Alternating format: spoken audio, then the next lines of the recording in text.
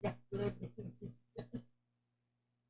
good day, students. So we are now in our module 8 in our second quarter for practical research 2, which is entitled Writing Research Methodology.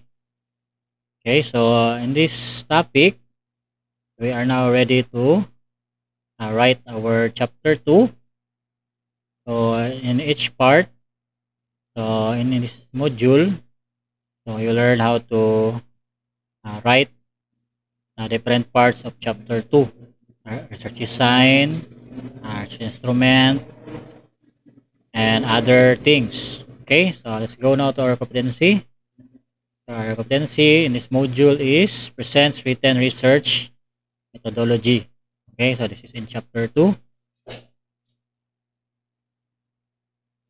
Okay, so when given a problem, it's just right to plan and provide the necessary information in order to present a viable solution. Same goes with writing a research methodology. You have to think of the ways to answer the research gap in line with your research question with considerations of the following: what research design should you use? So who will be the respondents? So what research instrument should you use? Is there any intervention? How long will you collect, analyze the data? Okay, so basically, the methodology chapter about research will discuss the methods you use to do your research. So it further explains what you did and how you did it, which allows your readers to evaluate the reliability and validity of the research. Therefore, presentation of research methodology includes the research design, respondents, instrument, data gathering procedure, and data analysis. All of these are important parts to ensure a smooth flow of your research. Okay? So all these things are in your chapter 2, your research paper. Okay, let's try this. So jumbled letters. So arrange the jumbled letters to form a word will describe the given picture. So write your answer on the space provided. Okay, number one, we have this picture. What do you think is the word or the jumbled word here? Okay, what's your answer? Okay, correct. It is design. Okay, got it right. And number two, so we have this picture, group of people with bubble speech. What do you think is this?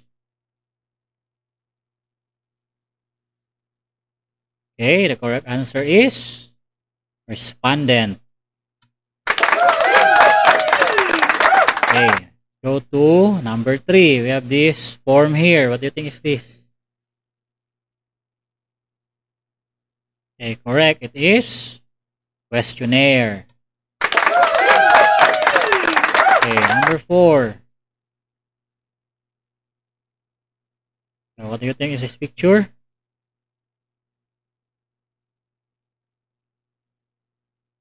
Okay, correct. It is data. Okay, number five. Okay, number five. What do you think is the answer? Okay, correct. It is procedures. Okay, so I hope you got all the five words in these jumbled letters. Okay, so let's now proceed. Okay, lesson. So writing a research methodology. So defining research methodology. So research methodology is a set of systematic technique used in research. So basically, it's a guide to research and how it is conducted. It gives description, analysis of methods, gives light on the limitations and resources, and clarifies the presuppositions and consequences. Okay, so as stated earlier, research methodology is a guide on how you will conduct your research. So in here, so you will have here uh, how your respondents are selected, your research local, where you conduct your study, or your data gathering procedures, your questionnaires. All of these are discussed in this module. Okay, thus, research methodology is a part of research paper which explains the procedure in collecting and analyzing data. Also describes the sources of data. It is divided into different parts such as research design, research respondents, research instrument, data gathering procedure, and data analysis. All of these parts should be in line with the problem statement and research question. We have here the general tips. So before you start writing, it's important to take note of the following tips. Okay, number one, use language of academic writing by applying the third person point of view. Example, his, her, they, etc. Or passive voice rather than the active voice sentences. Okay, that's the first tip. Second tip, use past tense in presenting your research methodology. Okay? For example, we have here the introductory paragraph. So before discussing the different parts of the methodology used in a study, it is appropriate to start with an introductory paragraph which explains what the chapter is all about. Okay, so in your research paper, or in your literature, in your chapter heading, so you should have this introductory paragraph. For example, we have here, so in this chapter, the researcher describes the method and procedure used in the study. Following are discussed in details. So we have here this design, respondents, research instrument, the gathering procedure, and data analysis. Okay, so below are the guidelines in writing a research methodology according to Castillo 2014. Okay, so how to write a research design? So an appropriate research design should be indicated with brief explanation of the use of such design. So definition of the research design use may also be included. We have here descriptive correlation. Example, this study is a quantitative descriptive correlation which determines the relationship between COVID-19 awareness and health practices of Jesus Soriano National High School students. It sought to investigate the extent to which one or more relationship of some type exists. The approach required no manipulation other than required to administer the instruments necessary to collect the desired data. So this method involves recording, analyzing, and interpreting gathered through a test questionnaire. Okay, so let's example how you present your research design if you're using descriptive correlation. Okay, how about descriptive comparative? So this is the sample template. So this study is a quantitative descriptive comparative which determines the difference between COVID-19 awareness and health practices of Jesus Soriano National High School students. So it sought to investigate the extent to which one or more differences of some type exists. The approach required no manipulation other than that required to administer the instrument necessary to collect the data desired. This method involved recording, analyzing, and interpreting data through test questionnaire. Okay, so that is in research design. Okay, let's now go to respondents. Respondents, a population where the study should be described, including the number, if available. If the number cannot be known, include brief explanation why it can't be known. Respondents of the study should also be described. The target number of respondents, sample size should be indicated, including the justification on the use of the indicated sample size. Okay. Example here. The respondents of the study were 63 senior high school students of Soriano National High School were enrolled for school year 2020-2021. Respondents were randomly selected from a total of 300 students. Okay, so the example of how will you have the portion for your respondents. Okay, this is a template. Okay, so you screenshot this. You have your guide. Okay, now let's go to research instrument. Okay, so the instrument or tool used in gathering data, its appropriateness and its development should be discussed clearly. The process procedure for developing the instrument should be discussed. The contents of the instrument you use should always be presented. as well as the scale or scoring system used. A procedure for validating the instrument and testing its reliability, if applicable, should be elaborated, including the results of a reliability analysis. Okay, so you must should hear the Cronbach alpha in your questionnaire. So if your questionnaire is adopted, so you state, of course, the name of the author of it, the year it was made, what is the questionnaire, how many parts. Okay, so you should discuss that in this portion. Okay, we have here, so for primary data, here's the template. Okay, the researcher used a survey questionnaire as an instrument for data gathering. The researcher developed the test by dividing it into two parts, so COVID-19 awareness and health practices. Each part contains 10 statements which were assessed through a Likert scale. Scale of 5 had a descriptive equivalent of always, which means that the item embodied is accidentally observed. And number 4 had the descriptive equivalent of oftentimes, which means that the item is adequately observed. 3 had the descriptive equivalent of sometimes, which means that item embodied is moderately or substantially observed. And 2 had the descriptive equivalent of seldom, which means the item embodied is practiced to a very limited extent. And 1 had the descriptive equivalent of never, which means that the item embodied is not existing at all. And for that, the data validation. Instrument had undergone validation from 3 research experts for the acceptability and approval of this study. Okay, that is for primary data. Then, how about secondary data? So the research in this study used senior high school data on COVID-19 awareness and health practices of students in Soriano National High School for the last quarter of school year 2019-2020. In addition, the report of the implementation of the Event Order Number 14, series of 2020, on the guidelines that required health standards in the basic education offices and schools was used as secondary data. Said documents were chosen by the researcher to determine the level of COVID-19 awareness and health practices of senior high school students. Okay, that is for the research instrument. And let's now go to data gathering procedure. So how the data was collected or how the data gathering instruments was administered should be presented in details. So percentage of retrieval, if there is, should be included together with the necessary explanation, especially if the percentage of retrieval is low. And there is example of data gathering procedure.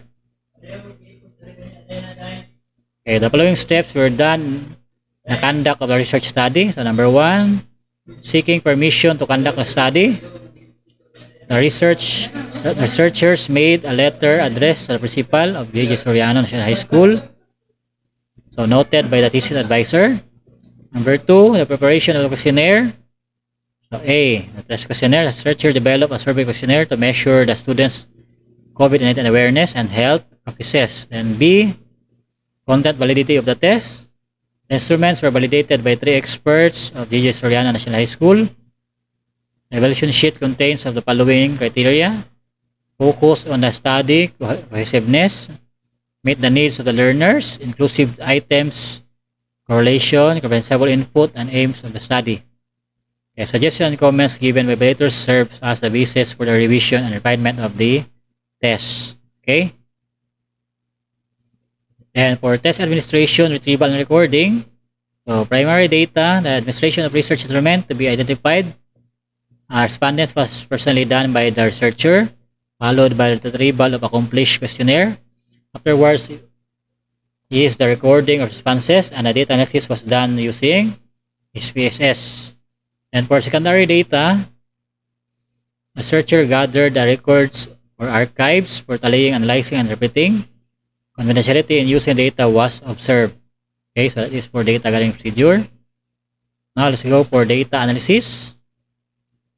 The statistical tools or techniques used and where they were used should be presented one by one in order for its use and in the same order as the order of the research objectives or questions when it's applied. Discussion of the statistical tools used and reason for using may be included. So statistical programs such as spaces or just may also be indicated. Formula should only be included if the statistical computations were made manually. Okay.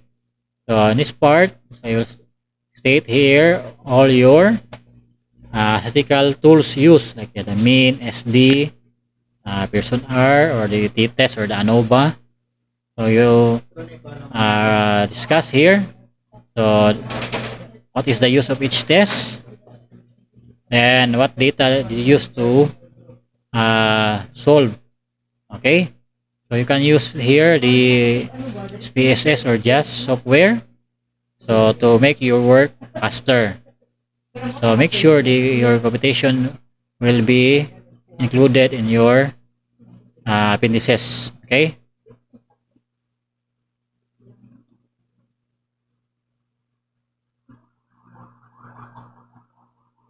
This is example for the script correlation. These are the statistical tools. So the following statistical tools were used in the study. Mean, this was used to determine the level of students' COVID-19 awareness and health practices. Standard deviation, this was used to measure the dispersion of data from the mean. And Pearson product moment correlation, this statistical tool was used to determine the significance of the relationship between the variables or the two variables. Okay, but it's for correlation. Then for descriptive comparative, so the following statistical tools were used. So the mean, this was used to determine the level of students' COVID-19 and awareness and health practices. And standard deviation, this was used to measure the dispersion of data from the mean. Then we have here the ANOVA or a t-test. It depends upon your study. This statistical technique was used to compare the data sets.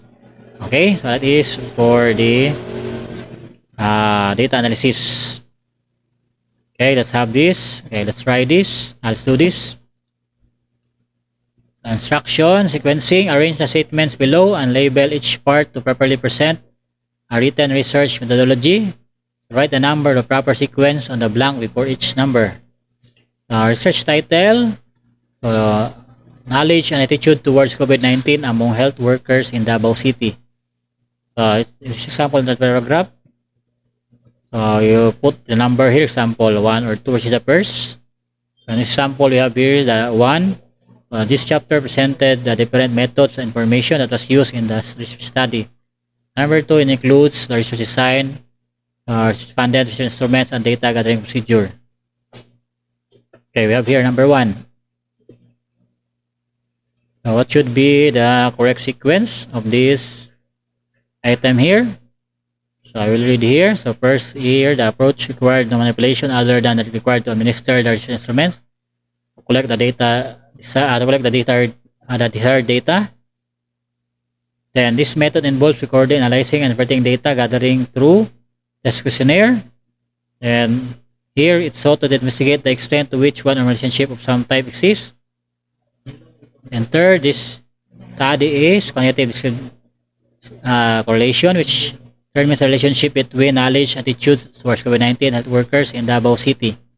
Okay, so you write here what is you think is this portion here in your research methodology. Is it design, instrument, data gathering procedure, data analysis, etc.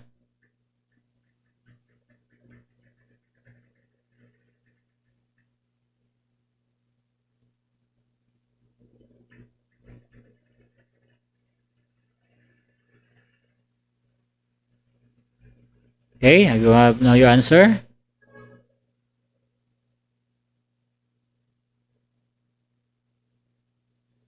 Okay, so this is about the research design. Okay, so and this answer here. So what should be the sequence? So this should be the number 1. This button number 1.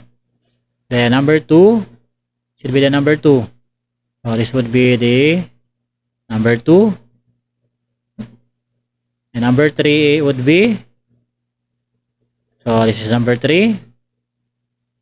The second sentence. Then number 4 is this 1. Okay, so 1, 2, 3, 4. Okay, so I hope you get the correct answer, the sequence. Okay, let's proceed.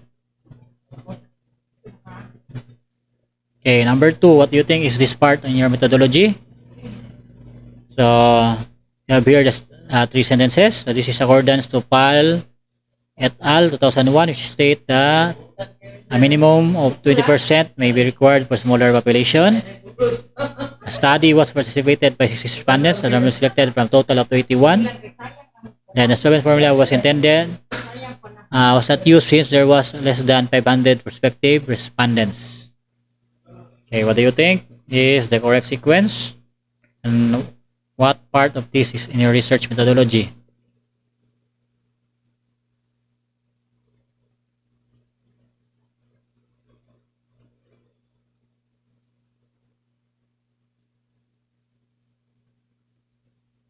Okay, so answer. So this is under the research respondents. Okay, then what should be the correct sequence here? Okay, so the sequence here is, so our number 1 here is here, and this is statement number 2. So this is number 1. So the study was participated by 6 respondents, and our number 2 here is this one. Accordance to PALS. Okay, then third is the Soviet's formula was not intended. Okay, so 1, 2, 3. Okay, so I hope you got the answer. Okay, let's go to number 3. So what do you think is this part in your research methodology? We have here, questionnaire B was designed to determine the attitude of healthcare workers towards COVID-19. The 30-item test described in rating scale of the liquor type. And questionnaire A was intended to determine the COVID-19 awareness. Okay, then the third, the researcher used 2 sets of questionnaire as instrument for gathering data. Then next, it had 15 items that were equally and randomly distributed over 3 categories. Next, the instrument had undergone 200 validation from 3 research experts for acceptability and approval of the study. Then next, average weight close to the numerical responses carried with the same descriptive equivalence. Okay, what do you think is the correct sequence here? We have here 1, 2, 3, 4, 5, 6, 1 to 6. Order the sentences to form the part of your methodology.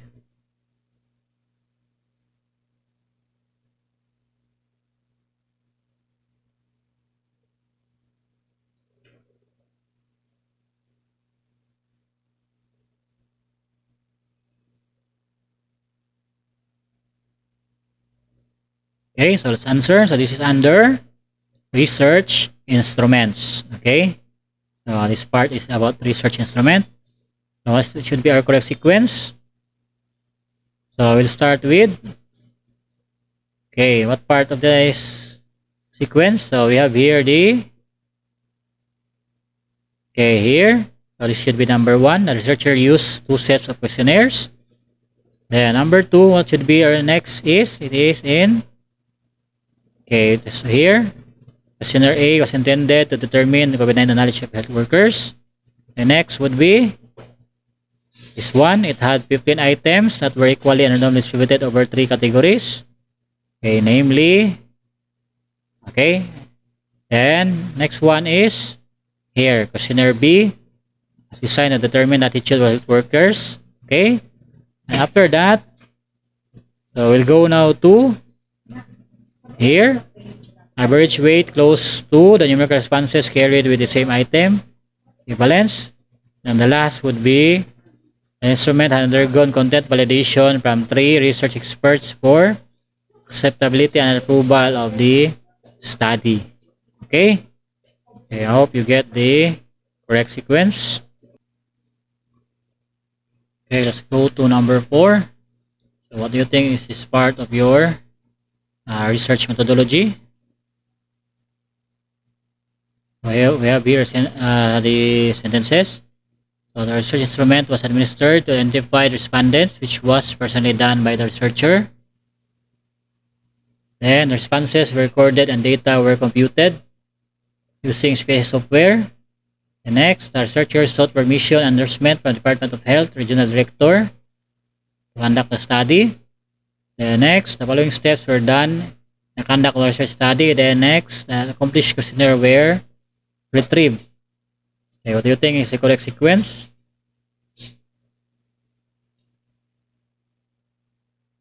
Okay, so let's answer. This is under the data gathering procedure. Okay, so the correct sequence should be, for number 1 here is this one, the following steps were done to conduct the research study. And number 2 is here, the searchers sought permission. And number 3, this one, the research instrument was administered to identified respondents, which was precisely done by the researcher. Okay, the number 4, the accomplished questionnaires were retrieved.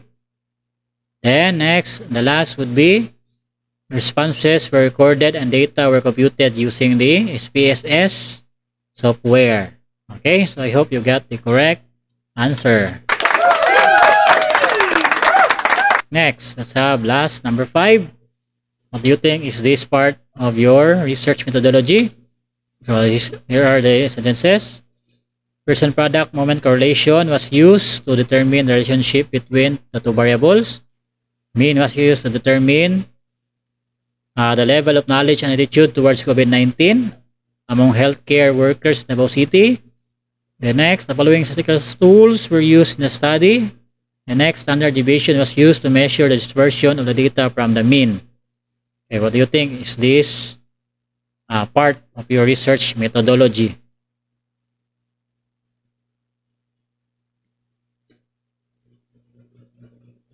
Okay, let's answer.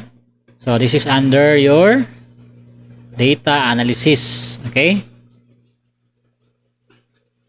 Okay, so the correct sequence should be here. Number 1, the following statistical tools were used, and followed by here mean was used to determine the level of knowledge, attitude, etc. And next is followed by the third, the standard deviation, and fourth is the person product moment of correlation. Okay, so remember, sequencing your data analysis, this analysis plan, it should be based also in your research questions. Okay, so I hope it is clear to you the different parts of the research methodology and how to write it. So you have already your sample, so just change some of the words that corresponds also to your research topic. Okay, let's remember this. Okay, research methodology is a systematic technique used as a guide to research and how it is conducted. Then, in writing a research methodology, you must first write an introductory paragraph which explains what chapter is all about, followed by the detailed discussion of its parts. Okay, then number 3, to present a well-written research methodology, all of its parts, namely, we have here research design, research respondents, research instrument, data gathering procedure, data analysis, should be in line with the problem statement and research questions. Okay, let's test ourselves. Go back to your research topic and pay close attention to your research question. Based from your research paper, write your research methodology. You may use separate paper if necessary. The rubric will be used to grade your written output. Okay, so in your research project, so you write now here your introductory paragraph in your research methodology, and the research design, respondents, so following the template that we discussed earlier, instrument, data gathering procedure, data analysis. Okay, so if you have questions and clarifications, so you can just PM me in my Facebook account. Okay, so see you in our next meeting.